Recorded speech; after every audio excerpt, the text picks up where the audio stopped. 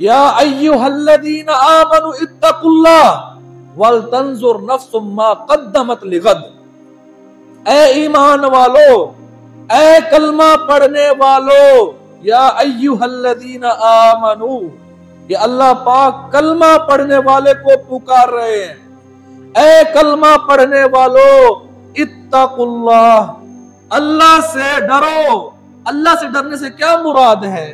क्या डरना कि तुम्हारे जिस्म पे कभी लग जाए, कि तुम अल्लाह से खौफ खाओ या अल्लाह के घर से दूर रहो? नहीं, अल्लाह से डरने का मतलब यह है कि तुम्हारा ज़हर और बातिन आप सल्लल्लाहु अलैहि वसल्लम की गुलामी में गुजरे।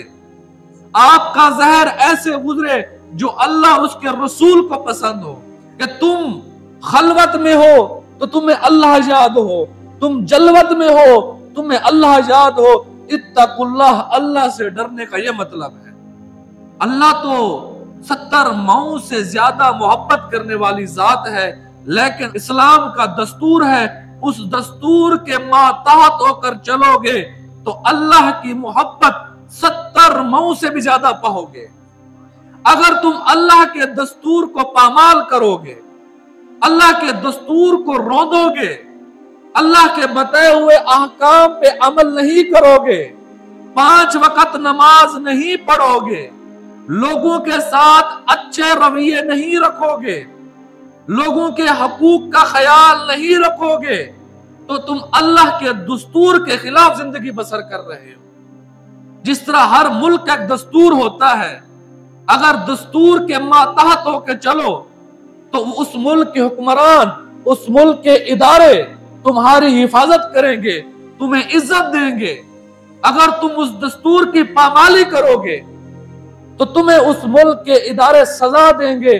क्या अल्लाह पाक नाइंसाफी करेंगे कि एक बंदा पूरी जिंदगी अल्लाह और उसके रसूल की गुलामी करता है और दूसरा बंदा पूरी जिंदगी शराब पिए, जिना करे, चोरी करे, डाका डाले, बद अखलाकी करे, लड़ाई झगड़े करे, नमाज के करीब ना आए, मस्जिद में ना आए, कुरान पढ़ना ना आए, फहाशी फैलाए, जिना करे, तो ये कैसे बराबर हो सकते हैं?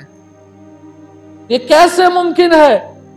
अल्लाह पाक कुरान में फरमाते हैं ये कैसे हो सकता है कि एक बंदा मेरी मानने वाला, मेरी इत्तबा करने वाला, ताबेदारी करने वाला, मेरे सामने सजदा करने वाला, अपने जज्बात को कुर्बान करने वाला, अपने ख्वाहिशात को रोंदने वाला, ये कैसे मुजरिम के बराबर हो सकता है? या कैसे मुजरिम को मैं अपने ताबेदार बंदे के साथ बराबर करूं? मा लकुम कैफ तहकुमून, खैर तो है, तुम कैसे अकल से सोचते हो? तुम्हारा दिमाग ठीक है? तुम मेरी जात के बारे में कैसे फैसले कर रहे हो? वनज़अल मवाज़ीन बिल क़िस्त, कुरान में अल्लाह पाक फरमा रहे हैं मैं इंसाफ का तराजू कायम करूंगा। क्या अल्लाह रब्बुल इज्जत के तराजू को खरीदा जा सकता है? क्या यह पाकिस्तानी इदारा है जहां जाकर रिश्वत दो, कातिल को मकतूल बना दो, जालिम को मजलूम बना दो? वो अल्लाह है, दिलों के राज को जानता है, ना उससे कोई छुपा सकता है, ना उससे कोई भाग सकता है, ना उसे कोई धोखा दे सकता है। मैं और आप अपनी जिंदगी को देखें, क्या मैं अल्लाह और उसके रसूल आप सल्लल्लाहु अलैहि वसल्लम के दस्तूर के मुताबिक जिंदगी बसर कर रहा हूं या नहीं कर रहा? पाकिस्तान के दस्तूर को हम सर आंखों पे रखते हैं, उस रब्बुल आलमीन के दस्तूर पे अमल क्यों नहीं कर रहे?